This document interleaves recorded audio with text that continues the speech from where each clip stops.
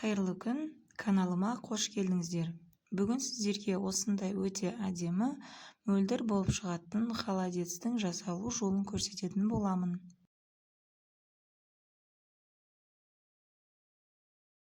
Арнама тіркеліп, лайк басып, мені қолдауды ұмытпаңыздар.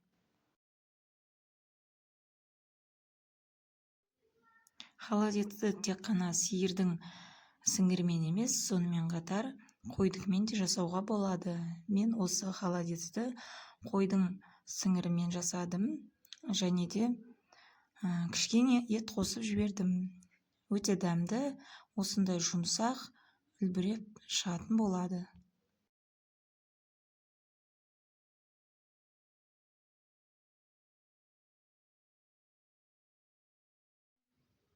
Ең алдымен қой сирақтарын осылай жуып тазалап алып, ыдысымызға саламыз. Бір қайнатып алып, қайтадан жаңадан суға істеген абзалырақ. Бірінші ащы суын төгіп тастаған жақсы болады. Мен мына жерде екінші рет су құйып жатырмын.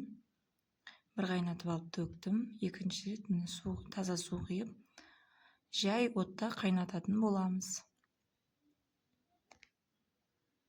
Қатты бұрқылдатып қайнатудың қажеті жоқ, осылай жаймен қайнатқан дұрыс. Еті әбден жұмсарып, тұяқтардан түскенше қайнататын боламыз.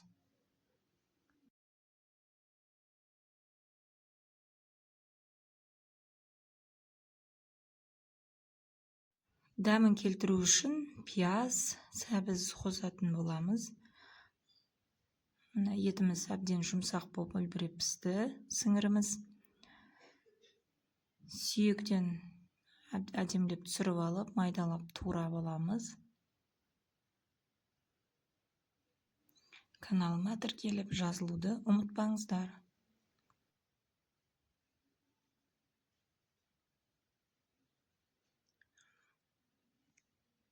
Етті, сәбізді, пиязды барлығын бөлек алып, турап алатын боламыз.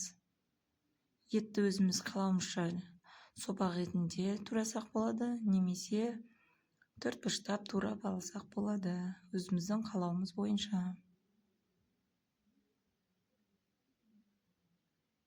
Етті турап болғаннан кейін, ет тартқыштан майдалап өткіземіз.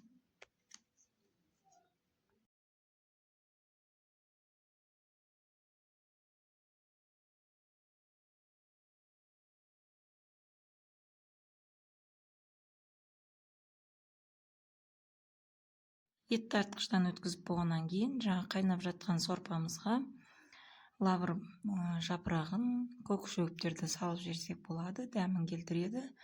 Және де сол ет тартқыштан өткен сіңірлеріміз бен еттерімізді салып, жақсылап тағы да араластырып, бір қайнатып аламыз.